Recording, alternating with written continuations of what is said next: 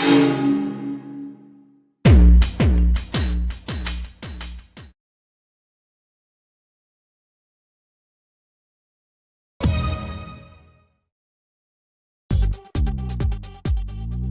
your life, show your style, grow up with my lifestyle. Live your dream, tension free, fly high with my lifestyle. Jeeto life, Geo life, bindaas ho lifestyle. सपनों को जीना है, come and join my lifestyle. પાણી આવતું હોય, ઘણાને pH વધારે હોય, ઘણાને pH ઓછો હોય, તો આપણે જેવી દવા નાખીએ ને એવી દવા ફાટી જતી હોય. તો ઈ જ્યારે ફાટી જતી હોય ત્યારે આ દવાનો આપણે ઉપયોગ કરવાથી પાણી છે પહેલા ન્યુટ્રલ થઈ જશે. હવે એની ખબર કેવી રીતે પડશે? તો આપણે શું કરવાનું, એક ડોલની અંદર 15 લીટર પાણી લેવાનું. પહેલા અખતરો કરી લેવાનો, 15 લીટર પાણી લેવાનું. એમાં આ મોડિફાઈ નામની જે દવા છે એના એક ટીપા નાખ્યા કરવાના. તમે જેમ જેમ ટીપા નાખતા જશો એમ પાણી છે એનો કલર જે હશે એ બદલતો જશે અને ગુલાબી જેવું અથવા તો હળવું લાલ, આછું ગુલાબી નથી કહેતા આપણે, એ ટાઈપનું પાણી થાય ત્યાં સુધી એમાં ટીપા નાખવાના. એટલા ટીપા નાખશો એટલે તમારું જે pH છે ન્યુટ્રલ થઈ ગયો. અથવા તો જે સોલ્ટી પાણી હશે એ એની સાબિતી છે કે જે ખારવાળું પાણી છે એ ઓરિજિનલ પાણી થઈ ગયું હશે ટૂંકમાં. એટલે આ આપણું એક સાબિતી માટે કર્યું છે કે પહેલા 15 લીટર પાણીમાં આપણે ટીપા નાખતા જવાના અને ગણી લેવાના કે જેથી કરીને આપણે દર પંપ વખતે આ કરવું ન પડે.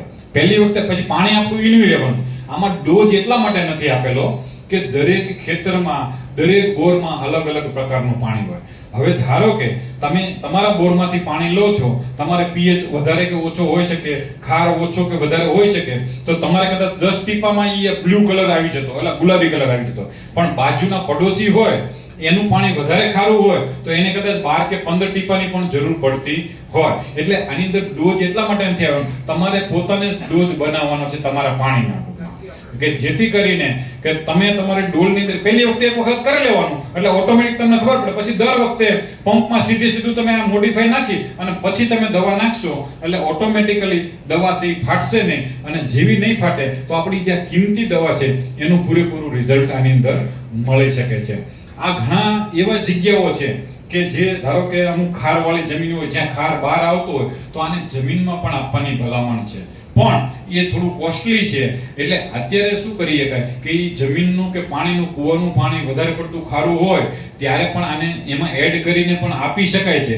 પણ એમાં શું કરવું પડે કે તમારે જમીનના પાણીનો અને જમીનનો નમૂનો લઈ એનું એનાલિસિસ કરાવવું પડે. એ એનાલિસિસ આપણે કંપનીમાં મોકલવું પડે. એના આધારે લોકો તમને ભલામણ કરે કે ભાઈ આના આટલા ડોઝે તમે આટલું પાણી તમે જમીનમાં આપો અથવા તો આટલું તમે જમીનમાં નાખો તો તમારી જમીન છે એ થોડી ખારાશ ઓછી થાય અથવા તો ખાર જે ઉપર આવતો હોય એ ઓછો આવે. પણ એ બધું અત્યારે કોસ્ટલી આઈટમો છે. પણ એની કરતા આપણે ખાસ મારી ભલામણ છે કે કમસે કમ આપણે અત્યારે જેટલી દવા છાંટીએ છીએ અને એનું 100% રિઝલ્ટ મળે. આપણી મોંઘી દવા છે ફેલ ન જાય, કારણ કે ફાટી જાય તો એનું રિઝલ્ટ કોઈ ન મળે. તો આપણી જે દવાઓ છે ફેલ ન જાય એટલે કમસે કમ આપણે જે એરિયામાં ખારું પાણી છે કે બોરનું પાણી વપરાય છે એવા ખેડૂતોને આપણે ટ્રાય કરાવવાની પહેલા, અને ઈ જોશે અને એને રિઝલ્ટ સારું મળશે એટલે ઓટોમેટિક એની જે દવા છે ને એની જ દવા નાખવાની રહે. પણ આપણું મોડિફાઈ એટલું હશે ને તો એ રિઝલ્ટની દવામાં ફેર પડી જશે અને એનો મોટામાં મોટો બેનિફિટ મળશે ટૂંકમાં. એટલે આપણો મોટામાં મોટો બેનિફિટ એ છે કે આપણે ફક્ત ને ફક્ત અત્યારે એને ખાલી પંપમાં જે દવા છાંટે છે એ પાણીની અંદર જ આપણે એને ભલામણ કરીશું ટૂંકમાં. તો આ રીતે મોડિફાઈ પણ એક ખૂબ જ સારામાં સારી આપણી પ્રોડક્ટ છે અને આપણે 7 પ્રોડક્ટ અત્યાર સુધીમાં ભલામણ કરી અને 7 પ્રોડક્ટ આપણી કંપનીની બધી જ ઓર્ગેનિક છે, બધાના રિઝલ્ટ સારા છે.